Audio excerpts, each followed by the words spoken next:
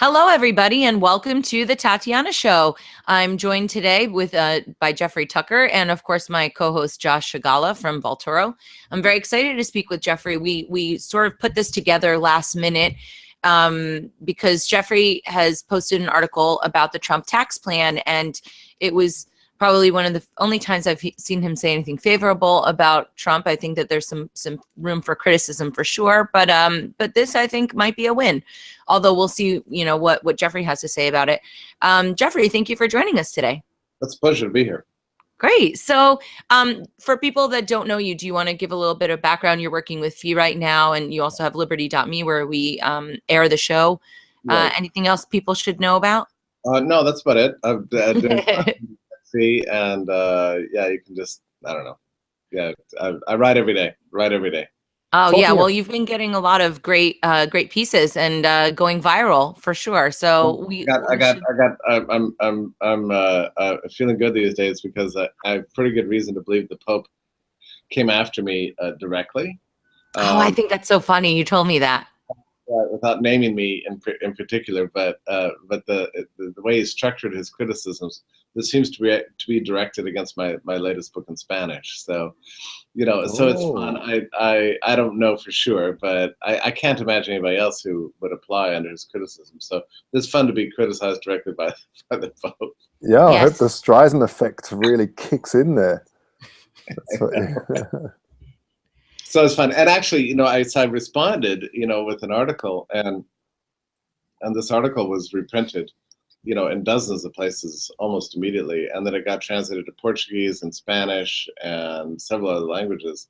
And it's really made a big impact around the world. So wow, that's great. What's the name of the article that you wrote? It was about how it's called the Pope has forgotten the grand libertarian Catholic tradition, and really all I did is not say that Catholicism really is truly libertarian, which it's an implausible claim, right? But what I did was I pointed out the Church is capable of speaking in libertarian language, and has variously in its history, and I quoted everything from statements from St. Thomas Aquinas back in the 13th century, up to 1965's Declaration on Religious Liberty, where the basic principle is that the state should not intervene in people's lives except to the extent that it's protecting people in their core rights, not stolen from and not to be murdered. I mean, and that's it. And so I quoted a lot of statements to this effect and said, look, this shows that libertarianism isn't some heresy. In fact, when the church wants to make a persuasive case about something, it's always using libertarian. Don't hit and don't steal, right? I mean, it's the base of the non-aggression principle. Right. And St. Thomas is actually really interesting. He says because the question is, what should the state do to protect virtue? And he said, look, it shouldn't do anything that is unenforceable. So it should stick with only the things that it can enforce among the majority, he says, which is to protect people from theft and murder. Without thieving themselves. Right. Damn it. That's so hard. Right. And so it's really obvious. Now, of course, St. Thomas doesn't apply this consistently, because later on in the same book, he's asked, is it permissible to burn heretics? And he says, well, of course it is. Oh, God. Wow. Amazing. But, there you go. That's the 13th century. But what I found most interesting in doing this research was a statement from 1965, a document called Dignitatis Humanae, in which the church says that every individual has an absolute human right and indeed an obligation to act according to his or her own conscience, and that no individual, association, or institution is permitted to use coercion to prevent that from happening. It was a very clear statement. All individuals have an absolute right to freedom and thought and in action. So this was 1965, a very clear statement, which is basically a summary of what libertarians teach. Would you say that the Magna Carta also has quite libertarian roots, or Yeah, no, certainly, certainly it does. I mean, liberty has been growing for about the last 1,000 years in various iterations. We've gradually discovered it. It's actually interesting how slowly it's come about. You know, I mean, I just finished watching a wonderful series on Netflix called On the Tudors. You know, it's a detailed history of Henry VIII and his wives and everything. And you know, throughout the whole thing, you know, you see people being accused of heresy. Oh, he's a secret Catholic. Oh, he's a secret Lutheran. I mean, they're burning Catholics and Lutherans on the same day, since the king had his own view about what religion should be. And so nobody really knew for sure what that view was. So people are constantly positioning themselves. And the whole time I'm watching, I'm thinking, you know, wouldn't it be nice if somebody in the midst of this gigantic bloody narrative just proposed that maybe it's possible that we could have a world in which people can believe, say, for example, whatever they wanted, you know, about anything. And so long as they're not hurting others, you know, the government grants them that right. You know, but there's an inconceivable postulate, you know, in the 16th century that something like religious liberty was even feasible.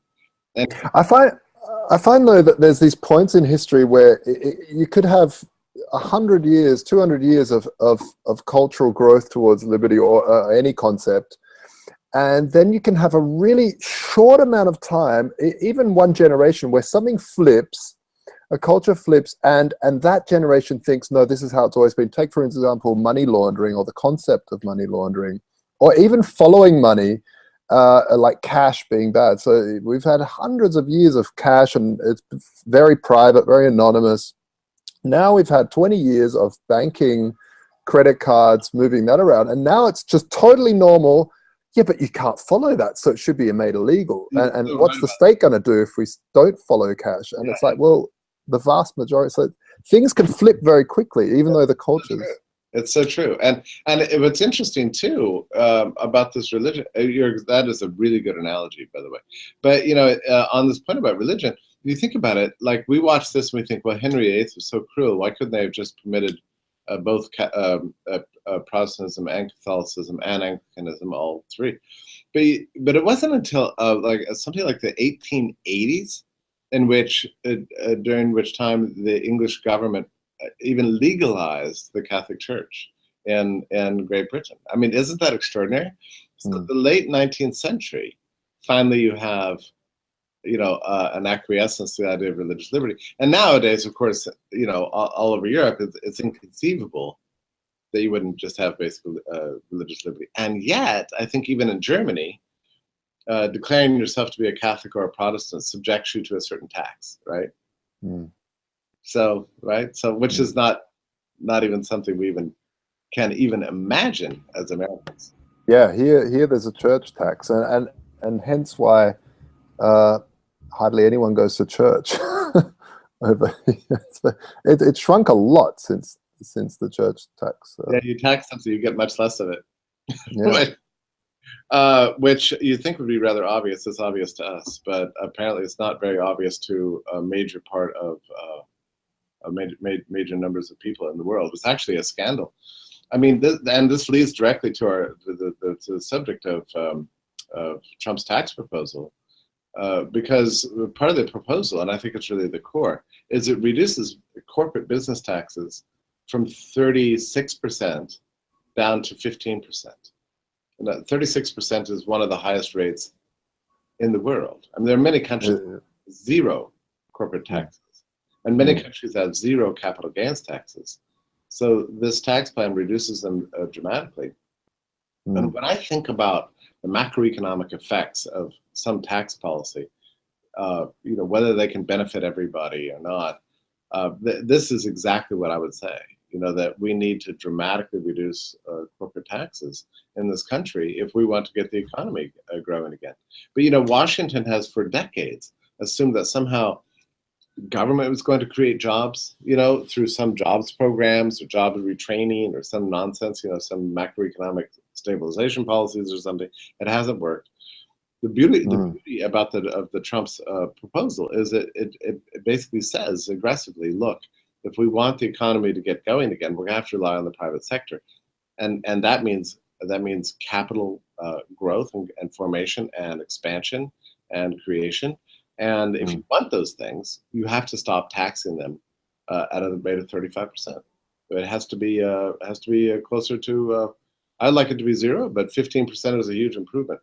Well, it needs to compete with the rest of the world. Like you said, there's so many countries that are now capital gains tax or corporate taxes are a lot smaller, and now the workforce, well, startups in general are very, very light, very easy to move from jurisdiction to jurisdiction, and regulatory arbitrage or taxation arbitrage is a major decision catalyst for a lot of startups to say, well, you know, it's 0% in Gibraltar, so I'm going to move there for a while or whatever.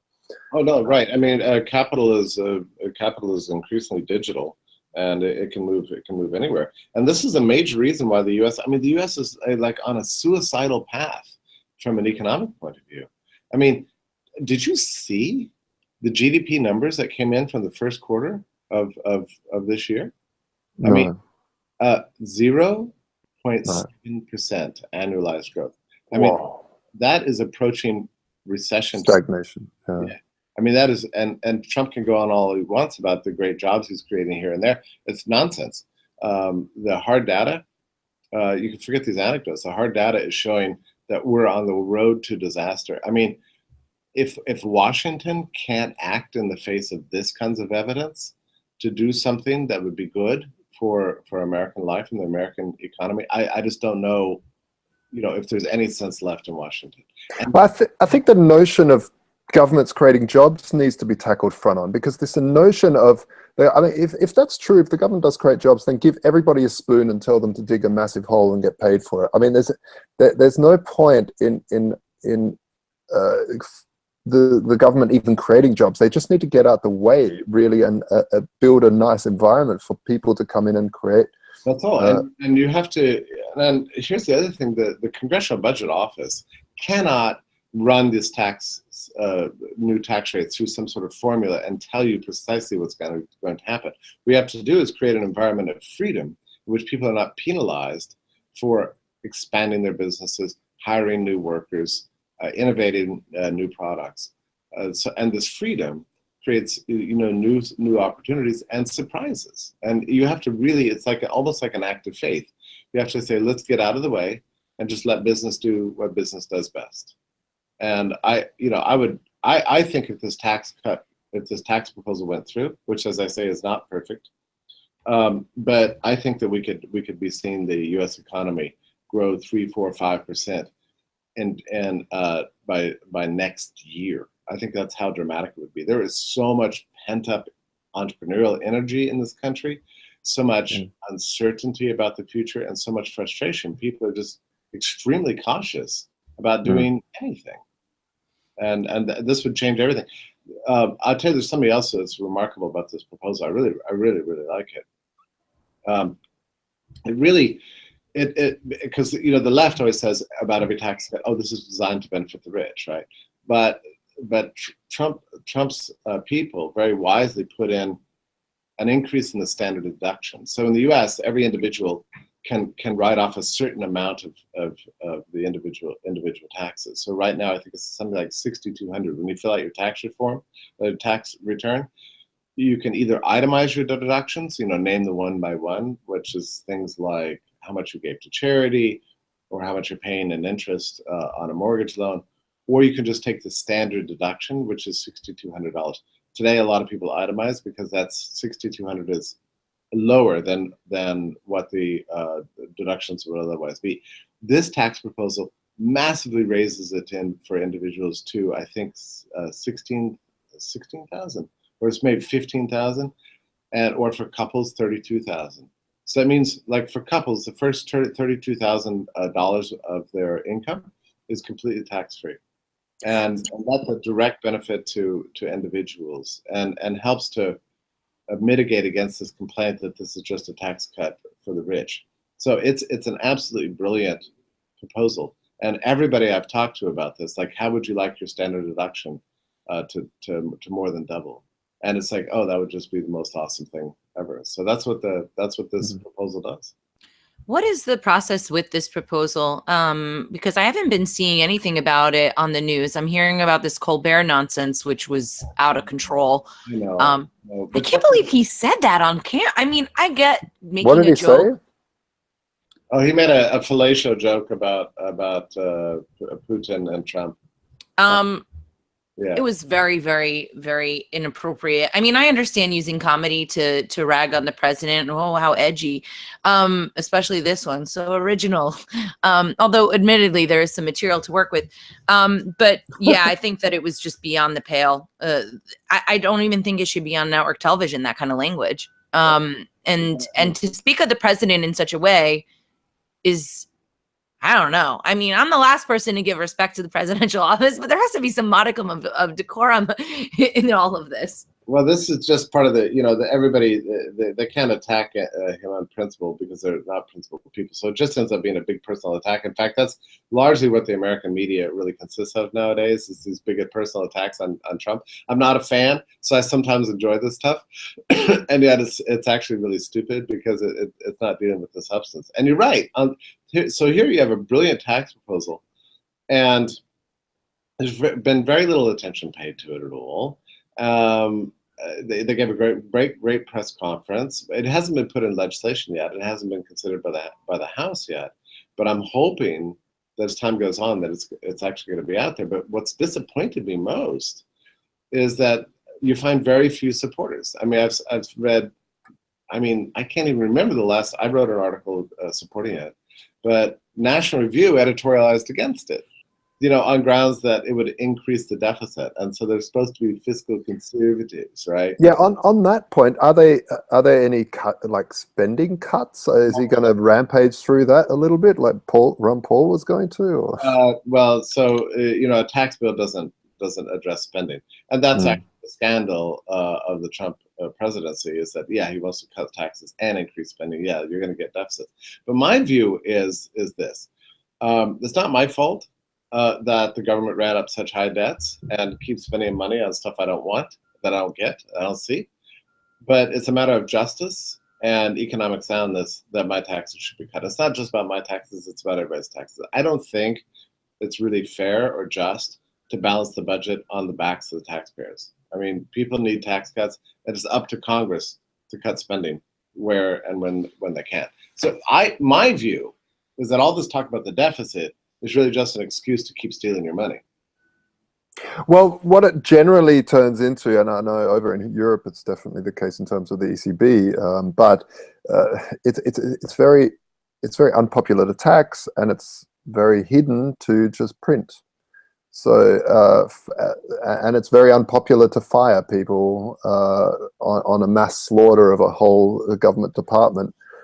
So they'd just rather print and get further into deficit. Right. And I understand people say, well, look, this is just, these tax cuts are just a kind of a sop to the people to buy off their support. And okay, I get that, it's fine, but still, from a point of view of morality and sound economics, taxes are way too high and they need to be cut. So I'm looking at trying to find things that the government can do that can save our lives and save civilization. Right now, I mean, we're going on the 10th year of really, really slow growth. And I tell you, the slow growth is really devastating the American spirit, and it's giving rise to political extremism. We've got wild street fights between the Antifa and the hard right. It's getting crazy. And I think it's all a result of the slow economic growth. People are extremely frustrated. So something has to be done. We're approaching an emergency situation. We need something to happen to kick this economy forward, get back on a growth path, so people can get busy again, get jobs, and get optimistic about the future. Yeah, I would say that's very true in the States. I think that there's a pretty negative attitude, and also the nonstop news saying, "Oh, things are so wonderful," I think is annoying people, because it's not, and it's very false. And for the people that do believe it, they start thinking, well, what's wrong with me? I mean, psychologically, I think it's really taking a hit. Making business decisions is much more difficult because of the uncertainty. So people maybe are able to maintain, but they can't make investments to grow everything. So I think it's pretty compelling, the tax plan. But at the same time, you know, Trump is kind of off the wall with some of his other views in terms of bringing jobs back to America. But I don't understand that so well. Jeffrey, can you give me your take on is his role to try and bully or negotiate with businesses and have them stay here? Well, what is the benefit and advantage and whatever to that? He's got some kind of mercantilist, nationalist, protectionist ideology, which is inherited from some dopey thinkers in the 19th century. It's completely wrong and really mixed up, and actually very dangerous in an economy like ours. You know, and this was a major reason why I was so alarmed that he got the nomination in the first place. I mean, you want to drive an economy to the depression these days?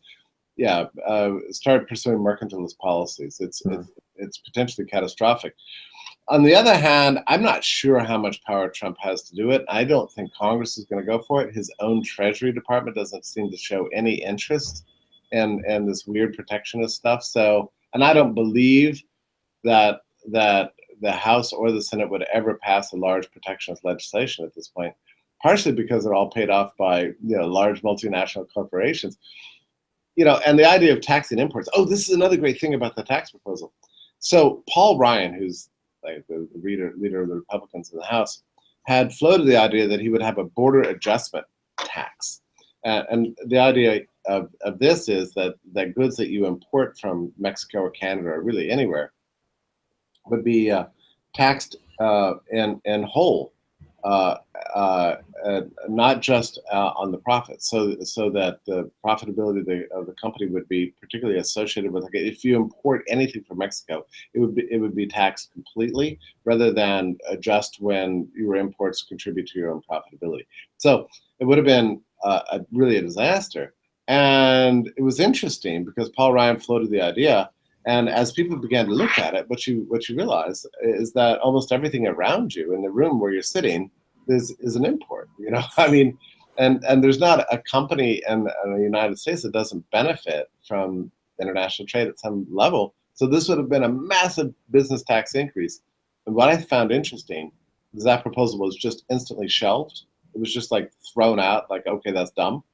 And Trump didn't fight for it. So these days, I'm less worried. I think Trump is really wrong and really crazy on matters of international trade. But my guess is that he's not a lone actor. He would need his own Treasury Department, the House, the Senate, the U.S. Trade Representative's Office, and a lot of economists. And everybody's screaming at him, don't do this. This is going to drive us into a Great Depression. My guess is he's going to pull back on it. So I'm not these days that worried about a trade war as much as I was, say, 3 months ago, something like that. I had a guest on a couple days ago, Ryan Dawson. I think he did a really great job. And, we were talking about foreign policy and what was happening in the Middle East. And obviously that's a very depressing subject because it's easy to feel powerless with these sort of, corporations that have all this power, and then government, they're all in bed together. He made the suggestion that people do phone banks and go in person to their congressmen or senators actually in DC and say to them, hey, this is my viewpoint, and sort of counter the, onslaught of pro-war lobbying that goes on. I have some doubts that this is actually effective because I just cease to believe in government as a solution, period. So appeasing to them is not really on my list of things. But I did think that actually had some weight. What is your thought? Is there any hope to be found with the situation that we're in? And what can people do besides spreading information and innovating? Do you think that there's any value to trying to talk to your representatives in any way? Maybe, but something like the Syrian conflict is so difficult to understand. I mean, it took me a very long time even to figure it out myself, and I feel like I'm only maybe 3/4 of the way there. You've got on the ground, very few people understand who's allied with whom. I have friends in the region who imagine that overthrowing Assad would actually give rise to a moderate Islamic state in Israel, something like an Egypt. I don't know how you can know that for sure. I mean, there's a lot of extremists on the ground who are opposing Assad. Assad himself is a brutal dictator, very similar to Gaddafi and Saddam Hussein. But we know what happened in those cases. We threw out one bad guy and got millions of new bad guys. So I mean, I think this is very reckless, actually. I think the best thing for the U.S. is just to stay out entirely. And and Trump was, I think, better on this issue in the campaign than any of the other Republicans. His view was, let's let Russia, continue to manage the situation in Syria, and otherwise just stay out of it. And look, I don't like Assad. I think it's just grim. But the U.S. cannot fix every problem in the world. So yeah, peace is definitely a priority there. Well, but do you think that people's voices are actually heard, though? That's, I mean, we would all, I think, agree that non-interventionism is the and the message that preserving the peace, staying out of war is a really powerful message, and it's something that I think the left and the right can get behind, and I think it's in the interest of everybody to stay out of yet another ground war or any kind of shooting war in Syria. I mean, I can't believe that we're even talking about this, after basically a quarter century of war in Iraq, led to catastrophe. Well, I can, because it's not a catastrophe, right? It's a ground war where the elite can watch their little minions and watch the war machine bringing in profits, and it's not really going to affect them, right? You take on China, you take on Saudi Arabia, you start getting a lot closer to your own family, having some sort of kickback, some sort of fail. About corporate profits here. I was thinking about this bomb that Trump dropped in Afghanistan the other day, that the mother of all bombs, the Moab, Oh, that's ridiculous. That he just dropped on some terror cells, which, by the way, those terror cells, they're underground tunnels constructed by the U.S. government, by the CIA in the 1980s to support the Mujahideen against the moderate Soviet regime at the time. So, I mean, it's just so ironic, the U.S. bombing its own, tunnels that it made 30 years ago, So why did we do this? Well, the ex-president of Afghanistan, the U.S. installed president, who turns out to be a fairly decent, liberally-minded dude, said that the U.S. was just testing its munitions. That it just wanted to drop a bomb to test to see if it worked. Yeah.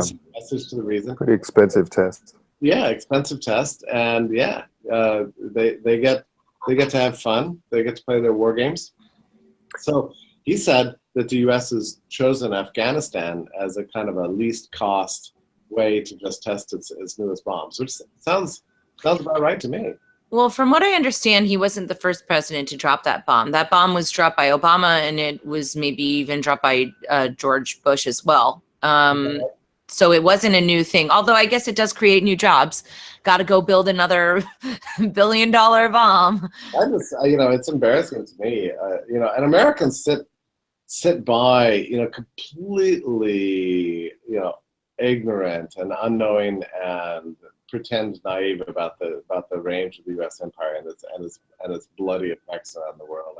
It's very frustrating to me, because most Americans, when we think of America, we think of baseball and apple pie and our great founding fathers and backyard barbecues and that kind of thing. We don't think about a bloody global empire attempting to manage the world and bombing innocent civilians all over the place. And so it's very hard for Americans to even imagine that anyone in the world should not like us.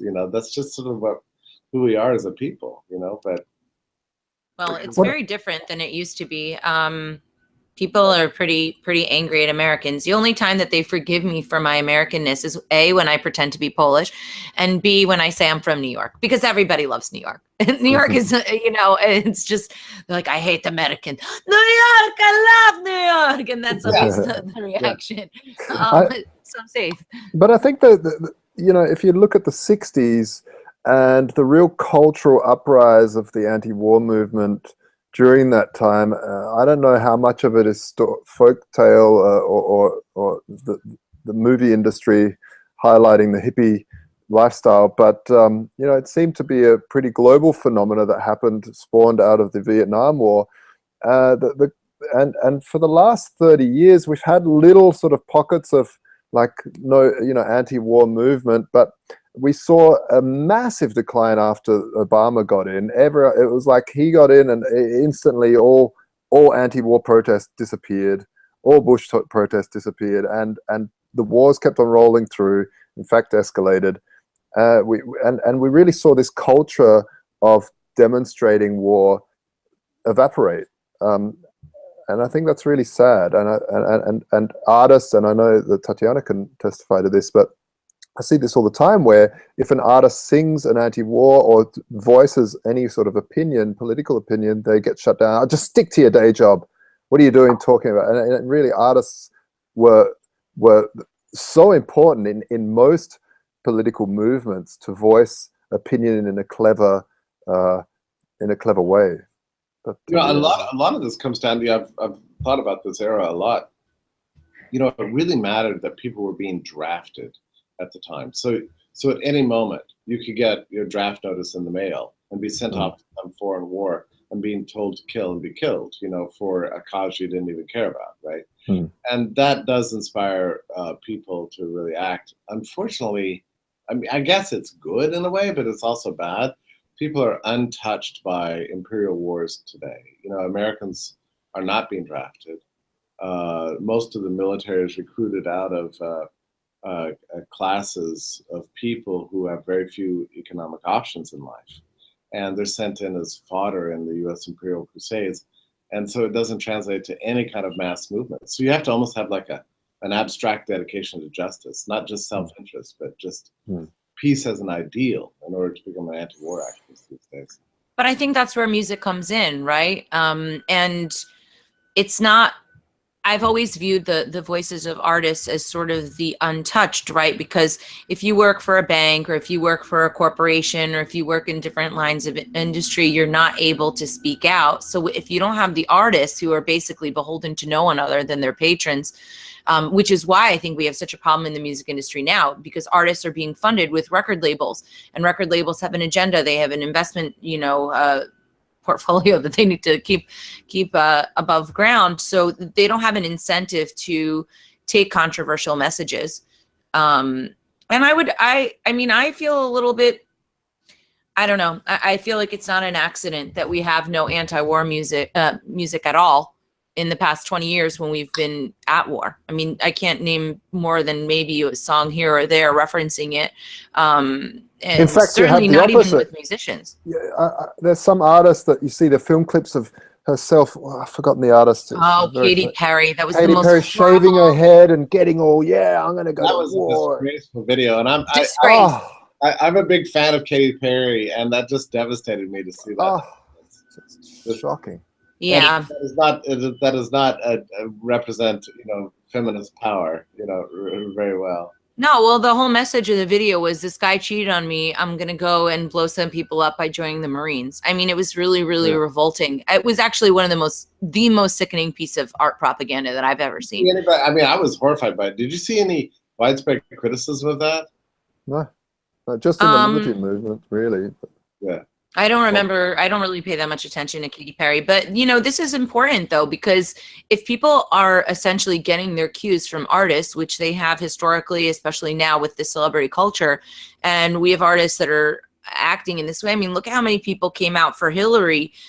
Hillary's a monster. I mean, Trump is terrible too, but he had a glimmer of hope. There was an anti-war sentiment behind him. I think that there was an anti-establishment that, often is overlooked when people try and analyze why he had a success. But Hillary is a monster, literally a monster. I mean, she cheated Bernie out of it, right? And then Lady Gaga and all the other idiots, they still showed up showing support for her. I mean, she takes money from Saudi Arabia where they barely let women drive cars. So I think that there was a lot of ignorance out there about her role. Embarrassing for them. They should be embarrassed. They're horrible. Supporting State Department wars and the drone attacks and her role as the head of the State Department and the intervention in Libya and Iraq, which basically created ISIS. I mean, that people just are just basically unaware of her. I mean, Obama was, by comparison to Hillary Clinton, was much more a peace-oriented president, which is kind of ironic to say, but yeah, it was ridiculous to see all these Hollywood social democrats, and lefties backing Hillary Clinton as if it was a matter of social justice or something. Well, of course, and they also use the fact that she was a woman all day long. If you didn't vote for her, then you don't like women. It's ridiculous. This is what drives the chasm between the left and the right, because the rhetoric on the left from the media, I mean, look at Colbert, right? And all of them, it's fashionable to take only one position, and if you vary from it at all, you're immediately labeled a racist or this or that. And people don't see through that. It actually emboldens the racists, because they're, it's like crying wolf without a reason. And then all of a sudden, when there really is a racist, and people kind of look at that speech as okay, because it's a counter to this lunacy that's being shoved down our throat every day. Yeah, but I feel like, when we talk about this stuff, I feel by saying, and then she, Bernie Sanders got up and supported her and supported Hillary afterwards, and all this stuff. But really, I feel like we're taking wrestling serious. I feel like we're looking at a Worldwide Federation wrestling match and really talking about those characters and saying, and then he, smashed the guy over the head, and I get really upset about that, when really it's all scripted. Not saying that politics is all scripted, but it's all this. I really feel it's all this big show. Bernie gets screwed over by Hillary and then ends up endorsing her. Come on. And then Trump gets elected and betrays a ton of his own statements. Yeah. Like, she's going to prison. I'm going to take her to prison. I'm going to do all this. No. I'm pissed she's not in prison. I feel like lock her up was the best thing that ever happened out of that campaign. That and fake news. Fake news it made me weep tears of joy. The problem is that then the fake news people started applying that to alternative news, when in reality they've been the fake news all along. But I don't know. I can't gauge his. You got really involved with that whole campaign. I mean, I was never for Hillary, but I was definitely not for Trump. And I wasn't for Trump. I just thought he had something better than Hillary. Yeah. I didn't vote. Anyway, it's all history, right? I mean, we're dealing with a bigger problem, as you suggest, which is a sort of a deep state, permanent ruling class, that's holding on to its power. Despite massive opposition from the left and the right, in both Europe and in the United States. And I think something's got to give at some point, because the statist paradigm is not working for people anymore, and every area, job creation, education, healthcare, Obamacare was an unbelievable disaster in the United States. I think today we should be seeing a vote on a bill in the House that actually, to my mind, is actually an improvement over Obamacare, even though it's far from perfect, and it's got a lot of terrible nonsense in it. It's actually better. It restores some modicum of competition to healthcare, and I think that's good. It takes us in the right direction. We've got to play the long game here. I don't think that the statist paradigm, government control of societies and economies and foreign policy, is workable for the long run. But it's just going to take a long time, and it's going to happen in not a linear flow. And we're going to see upheavals and pullbacks over the coming years. But really, if you look 10, 20, 30 years out, I think we're going to see dramatic transformation of the world, and it's going to mostly favor freedom.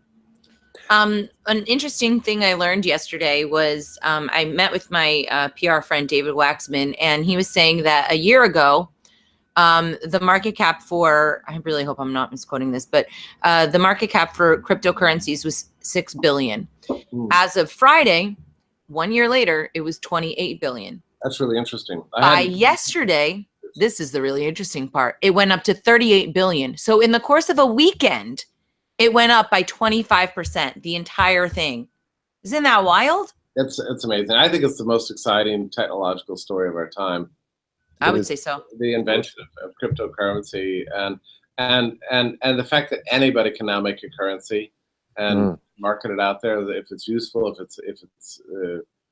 it's conducive to solving some human problem, it's going to gain value on the market. I think that is just absolutely extraordinary. Yeah, I mean, I do feel we're in a bit of an altcoin bubble where currently as little as it is, and it'll pop, but it'll get even bigger. I mean, it'll be far bigger than what it is now eventually.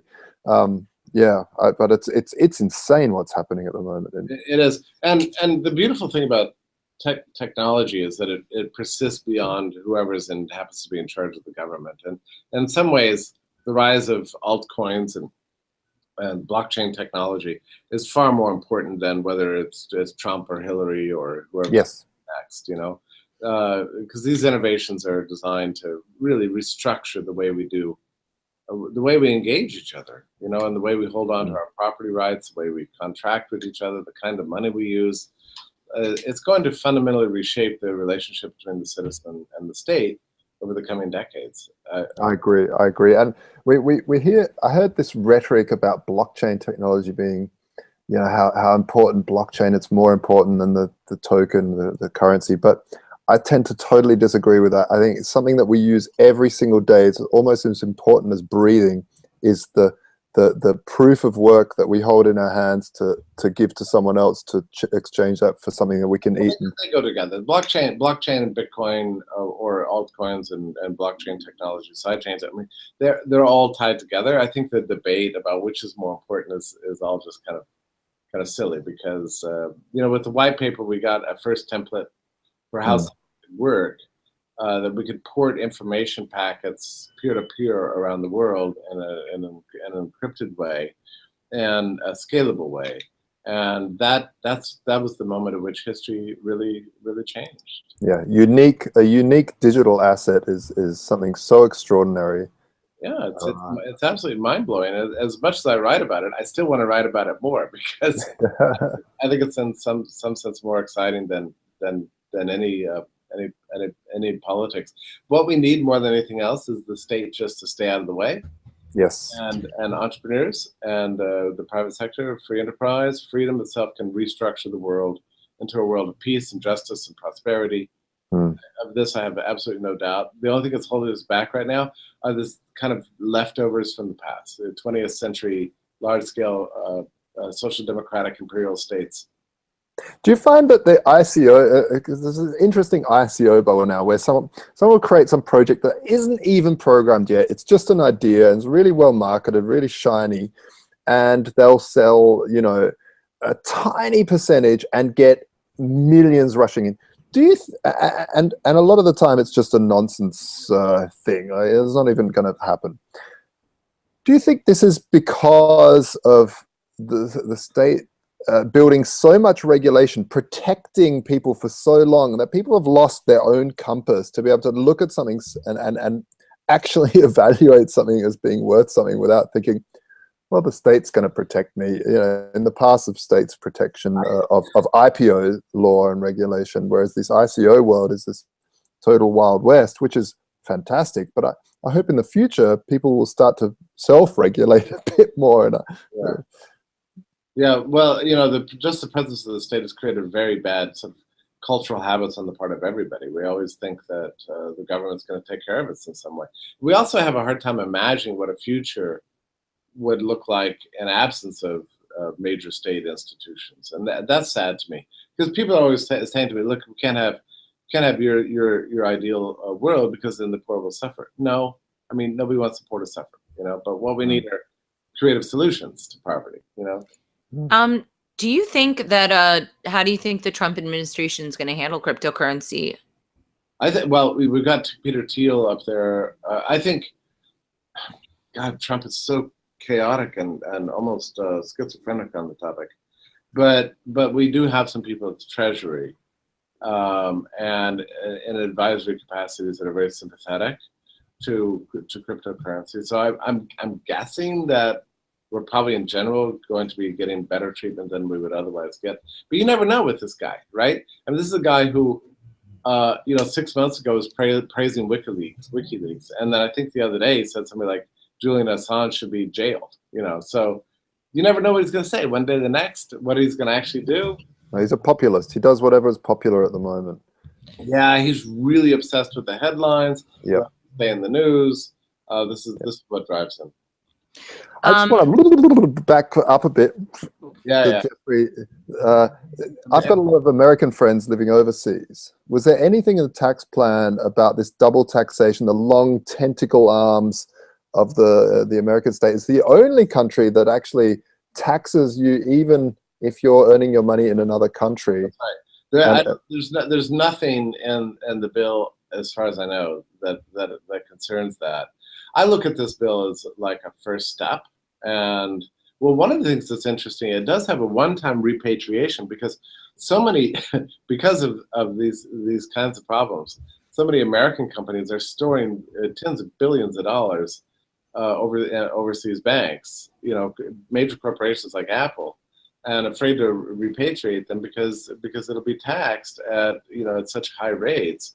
So he's proposing a one-time repatriation tax diminution to 10% to get American companies bringing the cash back home, and I think that's good. I mean, my view of all this stuff is if you're going to tax less, then I'm for it.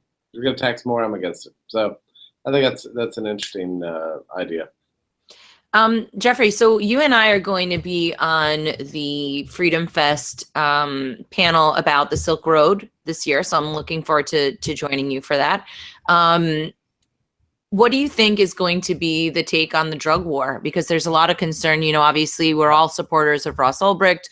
Right. There's a lot of crazy news going on about that right now with the Hit Job book by that writer. I'm not even going to honor his name.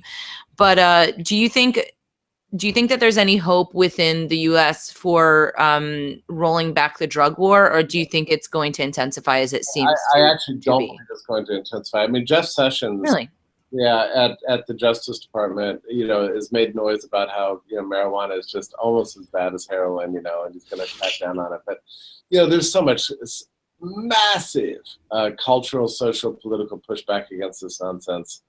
I mean, the Trump administration has also released statements saying that they're not going to intervene and state laws that liberalize access to things formerly classified as narcotics.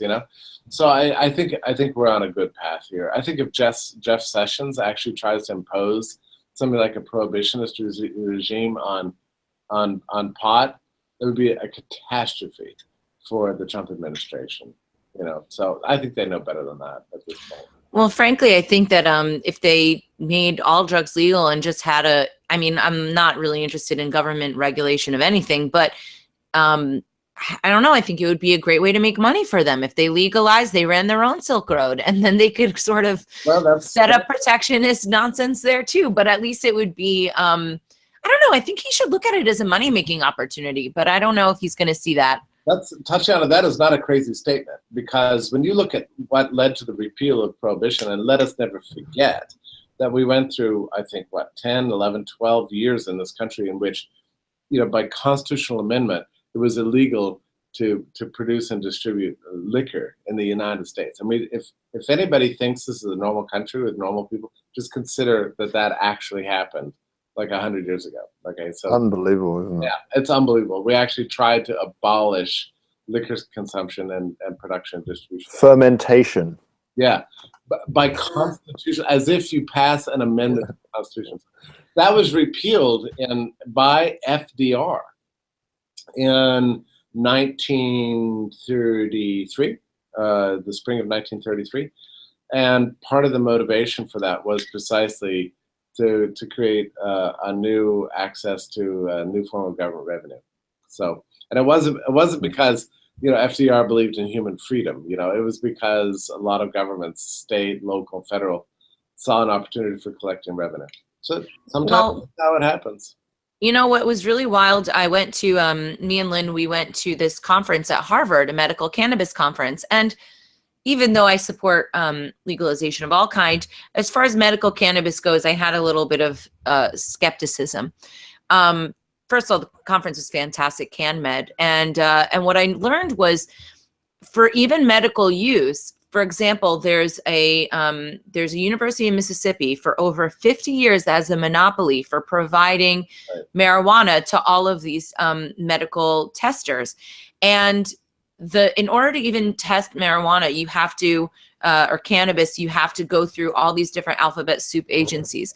And then there was this other Israeli doctor there, and his business is booming in Israel. And it turns out that even these ABC agencies, which are forbidding this research to go on in this country, are actually financially supporting this Israeli, I don't know, lab or whatever. So they're exporting this work to other countries. They're holding the patents on it, but they're preventing doctors in America and researchers from doing the work that they need. And the anecdotal evidence for the effectiveness of these treatments is very overwhelming, but they're very stifled by the government.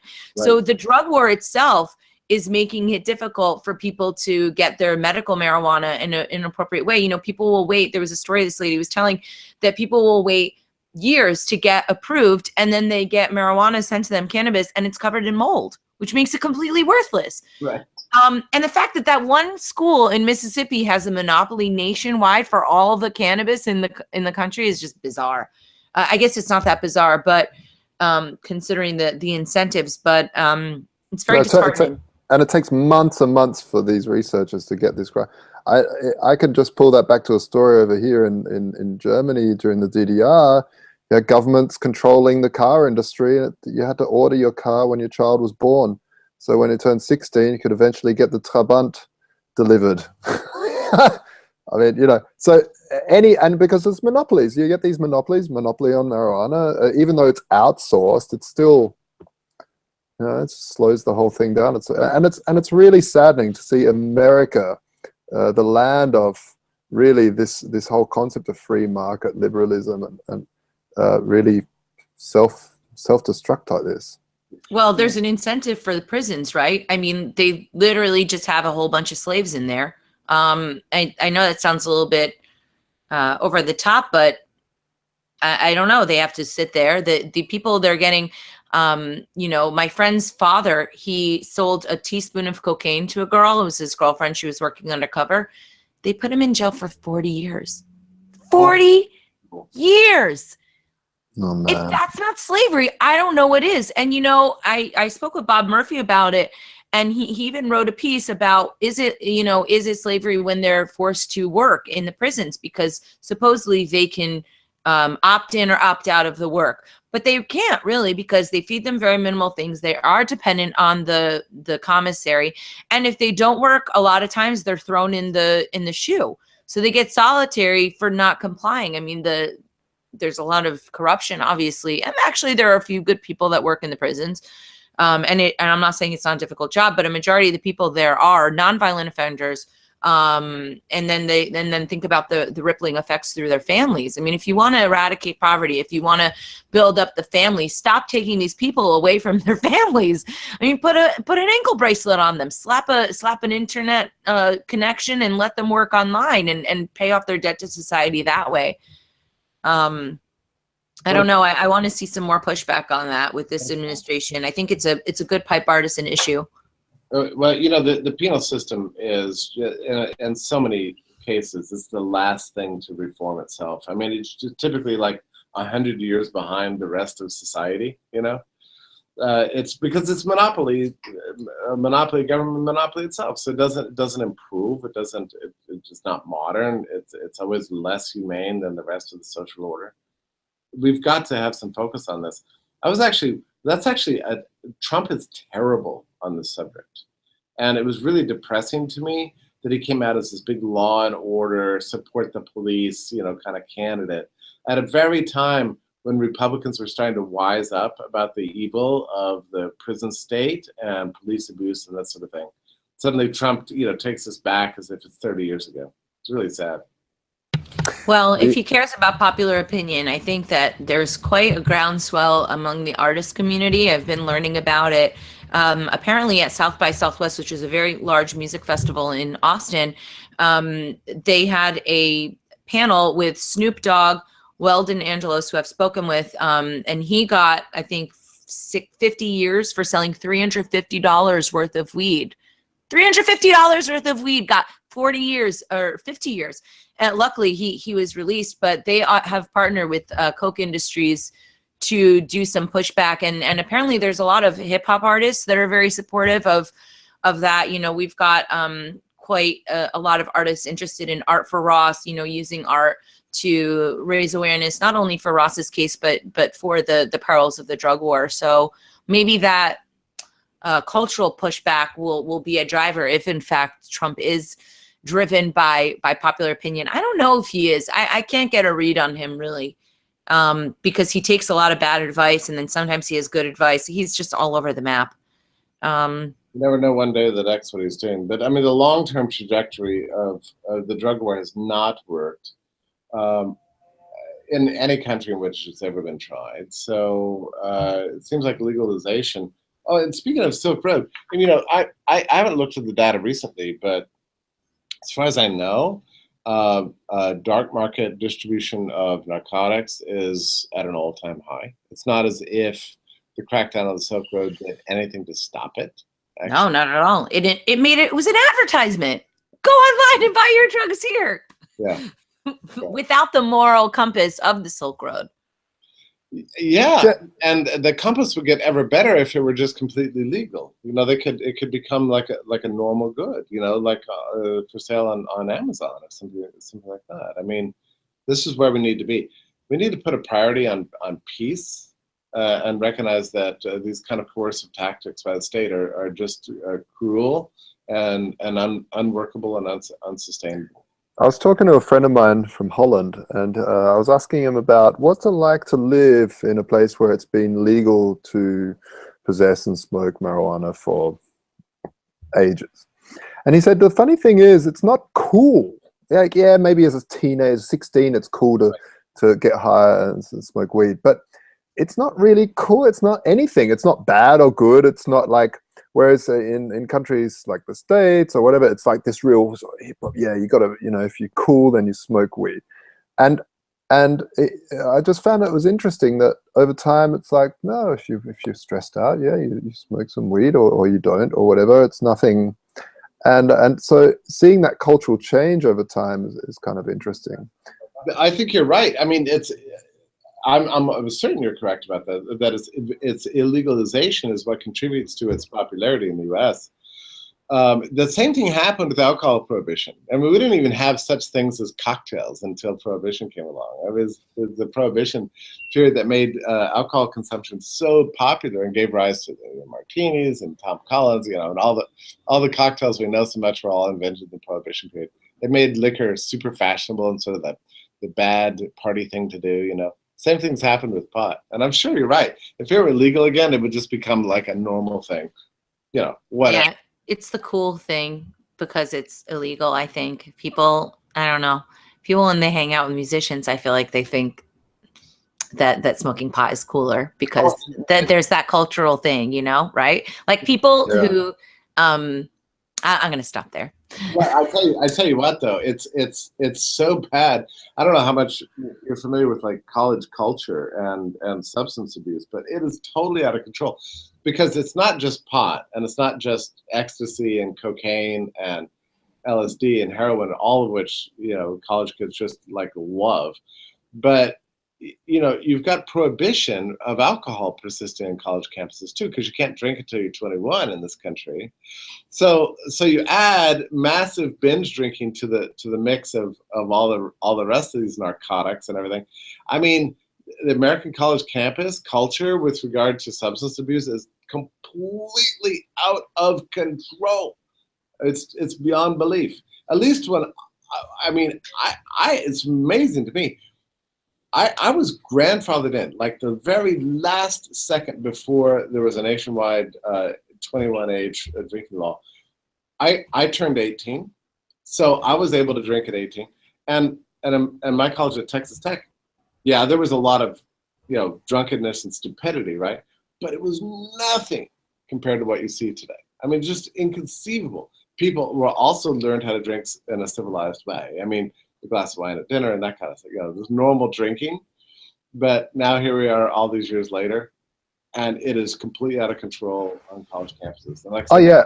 In Australia, it was all pubs had to legally close by, I think it was 6 or 7 o'clock or something back, I think it was the 50s even. I mean, it wasn't very, yeah. And so people, it was called the 6 o'clock swill or something like that, where people would rush from work to the pub, get as many down them as possible, and then go home and be absolutely hammered, and then eventually they dropped the law, and now people go for a nice little beer after work, and that's, and actually you see the same thing coming from Australia to Berlin, where Berlin is very liberal with alcohol consumption. I mean, you buy a beer at the train station, you buy beer everywhere, and you really don't see as much in-your-face aggression. Alcohol, you definitely, there's still homelessness and all that stuff. I'm not saying it doesn't exist, but the difference in huge amount of smashing it and culturally, it's so cool to get absolutely hammered. Where that's not really the culture here. The culture here is to definitely enjoy drinking and enjoy beer, but actually enjoy it instead of smashing it. And I think that has something to do with the illegality thing. Yeah, I had that same experience in Prague recently, where I arrived for a lecture at noon at a university, and everybody was sipping on champagne. Mm. I've never seen that happen at any public event in the United States ever, but in Prague it's just a completely normal thing. It's like, here we are, and yeah, nobody's drinking down whole bottles or shooting corks across the room or anything like that. Very civilized. Here's your champagne. Oh, here's, do you have 1, maybe 2 glasses or something? And you go about your business. I think it was just beautiful. I was thrilled. Same thing with beer. Buy it in the streets. Buy it here and here. You variously drink variously a little bit during the day, and nobody thinks anything about it. It's no big deal. So there's a big cultural thing, like you never drink before 5, and it's all just. That's a bit of prohibition, really. And I think it goes back to what you were saying at the start. When you tax something, it becomes less. When you subsidize something, it becomes more. So if you subsidize the drug war, what's going to happen, folks? It's going to get more. If you keep putting money into the war on drugs, it's going to become bigger. It's not going to scale the problem. Oh, the abuse is completely out of control. And I have people say to me all the time, they're like, well, and speaking of hard drugs, they're like, well, we can't legalize heroin or LSD or ecstasy since those are very bad. Mm.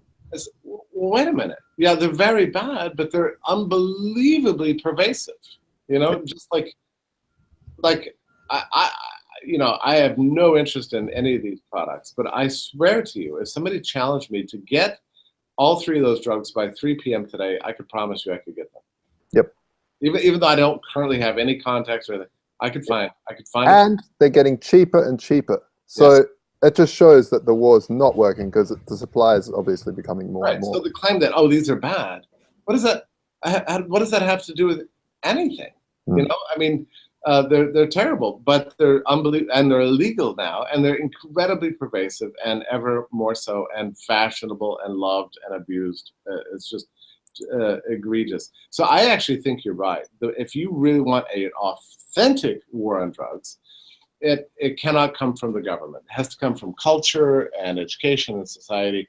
We need massive and immediate universal legalization of all these things. And then we can start to deal with the problems of substance abuse and drug abuse like normal people. But by funneling money, yeah. Sorry. Well, also people are getting their cues that drugs are cool from media. I mean, that's like what every movie kind of, to me, in my teenage years, I felt like that was really a pretty distinctive message. We're going to have to wrap just because we're at the hour, but I did want to ask Jeffrey a couple of quick questions. Jeffrey, are you coming to PorcFest this year? That's still in play, so I can't answer for sure. I've got an email sitting in wanting to know my answer on that, but I'm gonna figure that out because it happens really the week after FeeCon. FeeCon's the big event of the year. You're coming. It's a big deal for the Foundation for Economic Education. That was what my other question was going to be. Tell us about FeeCon. Yeah, FeeCon. Well, we've been around 71 years, and this is our first huge national event. Mm-hmm. And we're throwing everything at it, and it's really exciting. 70 different speakers. I think it's over 3 days. You're going to be there. I'm doing a gazillion panels and everything, and it looks like we're going to have as many as 700 people. But that's just the capacity. But I think in the future it's going to grow and grow. I'm very excited about FeeCon as an institution and an event. I think of it as something like